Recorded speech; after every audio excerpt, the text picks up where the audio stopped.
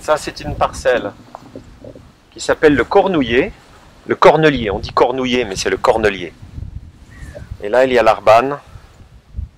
Et là, le petit mélier. Alors, c'est l'hiver, bien sûr. Et ici, c'est labouré avec le cheval. Ah oui, c'est labouré avec le cheval. C'est mon fils qui fait ça. Occasionnellement, parce qu'il n'est encore pas rentré de l'armée. Ah oui. Donc, vous avez 2 cépages ici.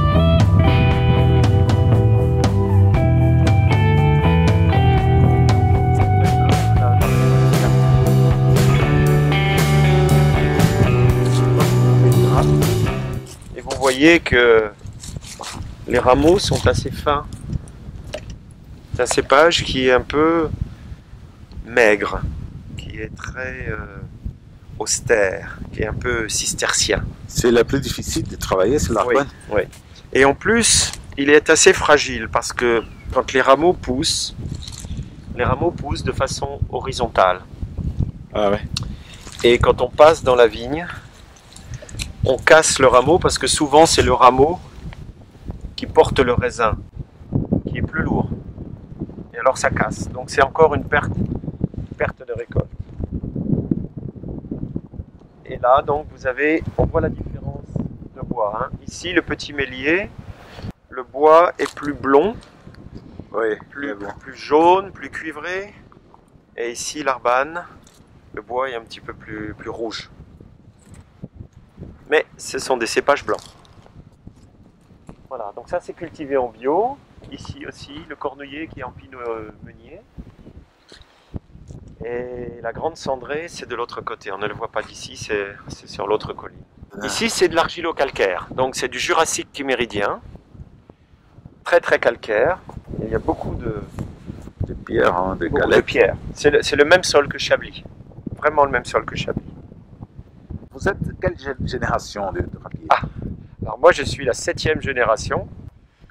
Mon père la 6e, il est toujours là. Il va avoir 90 ans dans quelques mois.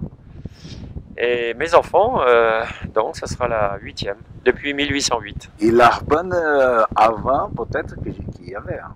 Oui, Avant. l'arbane existe depuis 1500, 1600 ans, on ne sait pas. Il n'y avait pas d'écriture sur les cépages avant. Ça Mais chez Drapier, il y avait peut-être. Ah oui, bien sûr. Nous avions l'arbane, bien sûr, chez nous. Quand mon arrière-grand-père, François, qui s'est installé en 1808, je ne sais pas malheureusement quel cépage il a planté. Je pense qu'il devait y avoir du pinot noir, peut-être un peu d'arbane, peut-être tout un tas de cépages différents. L'arbane a été diminué parce que le rendement était tellement faible que pour vivre avec ce raisin, c'est pas possible, c'est très difficile. Donc mon père, il a passé sa vie à réduire l'arbane et il dit, moi je veux plus d'arbane. Oui. Et moi j'arrive, je dis, nous allons faire de l'arbane. Alors là, on n'était pas d'accord. Alors ça a pris quelques années, quelques dizaines d'années. Je ne l'ai toujours pas convaincu, mais j'ai pris la décision de faire de l'arbane.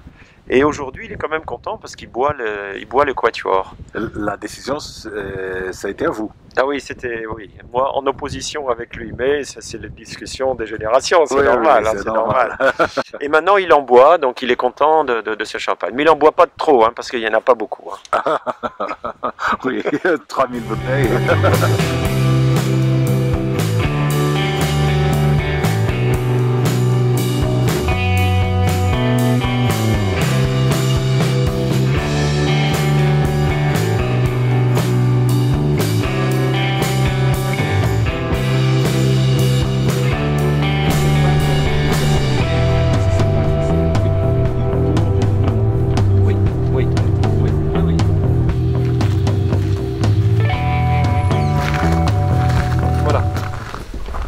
Charles de Gaulle. pour l'oïdium. Parce que quand l'oïdium touche les feuilles, après il faut traiter la vigne. Un botaniste qui s'appelle Delbar à Lyon. Et sa passion, c'est de créer des roses, des hybrides de roses spéciales pour des personnalités comme Catherine Deneuve. Et ça, c'est la rose Charles de Gaulle. Ah ouais. Elle n'est pas très jolie, comme de Gaulle. Comme Catherine Deneuve, peut-être. Ah oui, Catherine Deneuve, elle est beaucoup plus jolie, la rose. Et la rose de Gaulle, elle n'est pas très jolie, elle est un peu grande, un peu raide, un peu difficile à manipuler, un peu comme le personnage.